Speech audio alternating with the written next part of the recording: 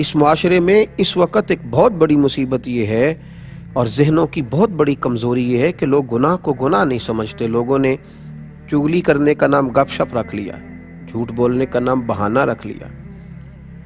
لوگوں نے اب کسی رستے سے نکلنے کے لیے اس کا نام حکمت عملی طے کر لیا۔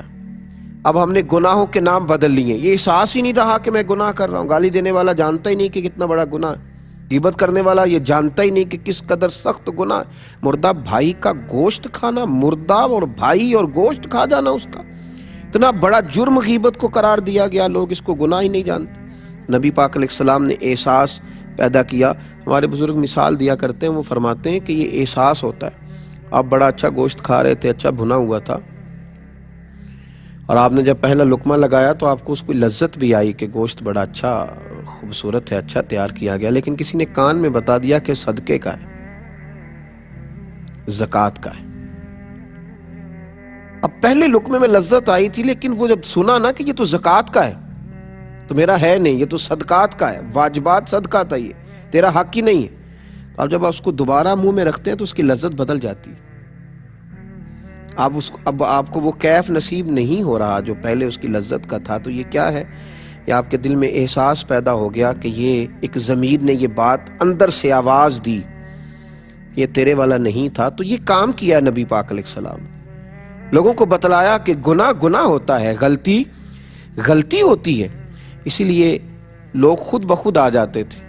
قبیلہ غامدیہ کی عورت خود بخود آئی تھی، کوئی اسے لینے نہیں گیا، وہ آ کے کھڑی ہوئی اور اس نے لفظ یہ ادا کیے، کہنے لگی آپ کبھی غور کریں نا کہ ایک عورت جس سے غلطی ہو گئی اور اس کے پیٹ میں ناجائز بچہ ہے، اس کو کسی نے درے مار کے منوایا نہیں ہے، بلکہ وہ خود آ گئی ہے اور آ کے کھڑی ہوئی اور کہتی پتہ کیا ہے؟ کہتی یا رسول اللہ میں ہلاک ہو گئی ہوں۔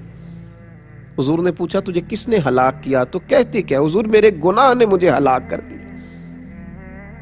یعنی میرا مال نہیں ڈوبا، میرا گھر پہ کسی نے قبضہ نہیں کر لیا، میں کوئی کسی شخص نے میری جائیداد نہیں ہڑپ لی۔ یہاں تو ہلاکت صرف یہی ہے نا کہ دولت چلی گئی۔ کہا حضور میں ہلاک ہو گئی۔ کس نے ہلاک کیا؟ میرے گناہ نے۔ کیا ہوا؟ حضور میرے پیٹ میں ناجائز بچہ ہے، مجھے میرے گناہ کو پاک کر دیا جائے۔ یہ وہ ضمیر ہیں جو حضور نے بیدار کیے۔ تو محبوب نے فرمایا واپس جا، جب بچہ پیدا ہو جائے تو تب آنا۔ شارحین نے لکھا ہے 8 ماہ کے بعد آئی، پھول سا بیٹا لائی۔ حضور بچہ پیدا ہو گیا، میرے گناہ نے مجھے ہلاک کر دیا، یا رسول اللہ مجھے پاک کر دیں۔ تو میرے محبوب پاک علیہ السلام نے فرمایا واپس جا، جب یہ روٹی کھانے لگے تو تب آنا۔ شارحین کہتے ہیں گویا حضور فرما رہے تھے کہ غلطی تیری ہے، تیرے بچے کی تو نہیں ہے نا۔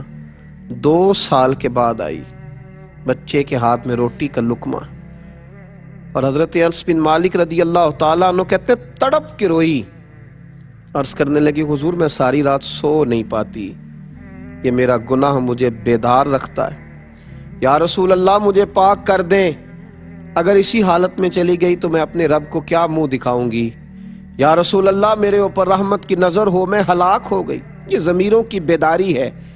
وہ جو 8 ماہ اسے بھیجا تھا تو 2 سپاہی ساتھ نہیں رکھے تھے کہ کہیں دوڑ نہ جائے، بھاگ نہ جائے۔ جو 2 سال بچہ پالتی رہی تو جیل میں نہیں رکھا تھا اسے، اس کا ضمیر زندہ کر دیا نبی پاک، بیدار کر دیا حضور علیہ السلام۔ یہ میرے محبوب کا فرمان کہ ما حاک فی صدرک، گناہ وہ ہے جو تیرے سینے میں کٹ کے۔ میرے عزیزو، نبی کریم علیہ السلام کے پاس آئی، حضور نے فرمایا اسے لے جاؤ، سنسار کر دو۔ صحابہ کہتے ہیں اسے پتھر لگے، پھر اس کی روح پرواز کر گئی، یہاں تک تو اس کی توبہ تھی۔ پھر رحمت للعالمین نبی نے فرمایا صحابیات سے کہ اسے اٹھاؤ، غسل بھی دو اور کفن بھی پہناؤ۔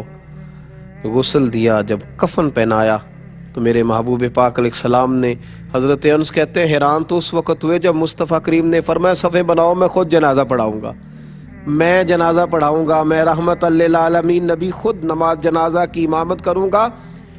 جن کے جنازے کی امامت پر اللہ رحمتوں کی برکھا برسا دیتا ہے، تو محبوب پاک علیہ السلام نے جنازہ پڑھایا۔ ایک صحابی نے کہا حضور اس کا جس نے ناجائز بچہ جنا آپ نے جنازہ پڑھایا، اس کا جنازہ؟ تو نبی پاک صلی اللہ تعالی علیہ وآلہ وسلم نے ارشاد فرمایا تم نے گناہ دیکھا ہے، توبہ نہیں دیکھی؟ تم نے اس کا احساس نہیں دیکھا؟ وہ کس درد سے آئی، کس ذوق سے توبہ کی، اور میرے محبوب نے انعام دیا، کیونکہ اس کا ضمیر زندہ تھا نا، اس کو انعام دیا، فرمایا اس نے تو ایسی اعلیٰ توبہ کی ہے کہ اگر میں اپنی ساری امت میں بانٹ دوں تو اللہ سب کی بخشش فرما دے گا۔ ضمیروں کی زندگی، بیداری، روحوں کا زندہ ہونا، یہ نبی کریم صلی اللہ تعالی علیہ وآلہ وسلم نے سکھایا، ہمیں بتلایا کہ تمہارے ضمیر جب زندہ رہیں گے۔ دیکھیں نا پھر حالات کس طرح کے ہوئے، پھر ماحول کس طرح کا بنا کہ حضرت سیدنا عمر فاروق رضی اللہ تعالیٰ عنہ نے حضرت سعید بن عامر رضی اللہ تعالیٰ عنہ کے ایک صوبے کا گورنر بنایا۔ جناب عمر کا طریقہ مبارکہ تھا، کچھ عرصے کے بعد معلوم کرتے تھے گورنروں کے حالات کیا ہیں۔ آپ ان کے صوبے میں تشریف لے گئے، جامع مسجد میں لوگوں کو جمع کیا، حضرت سعید ابن عامر بھی آ گئے۔ گورنر کی بات کر رہا ہوں، کسی معمولی کونسلر کی نہیں، کسی عام آدمی کی نہیں، کسی میری طرح کے چھوٹے شخص کی بات نہیں، ایک گورنر۔ سب لوگ جامع مسجد میں جمع ہیں، گورنر صاحب کو کھڑا کیا اور پوچھا کہ تمہارا گورنر کس طرح کا ہے؟ تو لوگوں نے کہا 4 شکایات ہیں گورنر سے۔ کون کون سی؟ کہا پہلی بات یہ ہے کہ جب یہ نئے نئے گورنر بن کے آئے تھے تو فجر کی نماز کے بعد ہی لوگوں کے مسائل سننے بیٹھ جاتے تھے، اب نماز فجر کی تکمیل پر گھر چلے جاتے ہیں، اشراق چاشت کے وقت میں یعنی 8-10 بجے آتے ہیں۔ دوسری شکایت یہ ہے کہ یہ دن کو ملتے ہیں، رات کو ملتے نہیں۔ تیسری بات یہ ہے کہ ہفتے میں 1 دفعہ ملتے نہیں۔ چوتھی بات یہ ہے کہ کبھی کبھی رونے لگتے ہیں، اتنا روتے ہیں کہ بے ہوش ہو جاتے ہیں۔ کس دیوانے کو گورنر بنا دیا ہے؟ کسی ہوش مند کو بنائیے، یہ اصل جمہوریت۔ حضرت عمر نے سب لوگوں کے بیچ گورنر صاحب سے پوچھ لیا، بتائیے آپ کی شکایات آئی ہیں؟ آپ پہلے فجر کے بعد بیٹھتے تھے، اب اشراق چاشت کو کیوں آتے ہیں؟ تو گورنر صاحب یہ ہیں جن کو حضور نے زندہ کر دیا، جن کی روحیں تازہ ہو گئی، کوئی ملمہ سازی نہیں رہی، ہر چیز حقیقت کا روپ دھار گئی، جو ان کی زبانوں پہ تھا وہ ان کی کیفیات بن گئی، وہ ان پہ طاری ہو گیا۔ حضرت سعید بن عامر رضی اللہ تعالیٰ نے رو پڑے، کہنے لگے حضور میں نے کہا تھا کہ مجھے عوامی عہدے پہ نہ لگائیے، میں اس قابل نہیں ہوں، اور آپ نے لگا دیا۔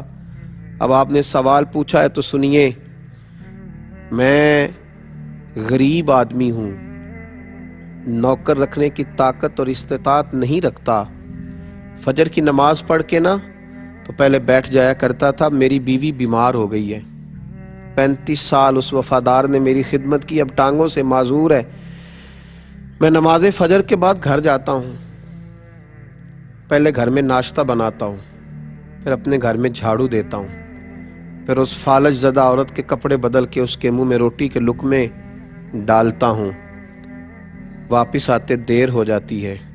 حضرت عمر کہتے ہیں پہلے جواب نہیں، لوگوں پر سختہ طاری کر دیا۔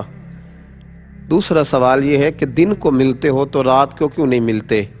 تو حضرت سعید بن عامر رو پڑے، عرض کرنے لگے حضور داڑھی ساری سفید ہو گئی ہے، پھل پک گیا، پتہ نہیں کس وقت عرش کا مالک بلا لے۔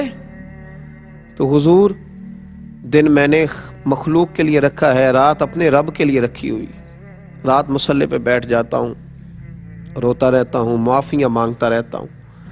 اب دوسرے جواب نے تو لوگوں کی سب کی آنکھیں آنسوؤں سے بھر دیں، لوگ تڑپنے لگے۔ حضرت عمر فاروق رضی اللہ تعالیٰ عنہ نے تیسرا سوال پوچھا، فرمایا بتا نا تو ہفتے میں 1 دن ملتا کیوں نہیں؟ پھر روئے، کہ حضور میرا راز تھا کہ میرے رب کے ساتھ رہ جاتا تو اچھا تھا۔ فرمایا کیا ہوا؟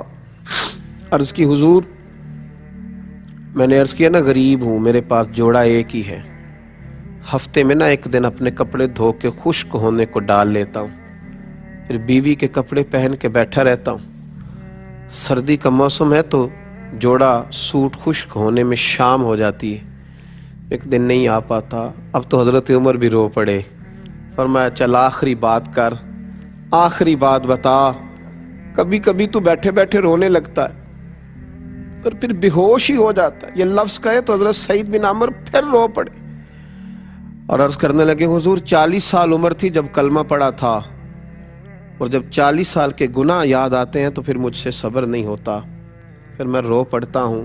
آپ دعا کریں نا رب کریم مجھ سے حساب نہ لے، میں تو 40 گھنٹوں کا حساب نہیں دے سکتا، 40 سالوں کا کیسے دوں گا؟ بس اس جواب نے تو جامع مسجد کی دیواروں کو بھی گویا رلا دیا۔ ہر شخص آہوزاری کرنے لگا، ہر شخص رونے لگا۔ جناب سیدنا عمر فاروق رضی اللہ تعالیٰ عنہ سے حضرت سعید بن عامر کہنے لگے حضور پردہ تو کھل ہی گیا، بات تو آپ نے سن ہی لی، اب میری سزا کا بھی اعلان کر دیں، اب بتا دیں۔ تو جناب عمر فاروق رضی اللہ تعالیٰ عنہ نے ہاتھ اٹھائے اور فرمانے لگے، دعا مانگنے لگے، اے اللہ میرے نبی پاک علیہ السلام کی امت کو اس طرح کے کچھ اور گورنر بھی عطا فرما۔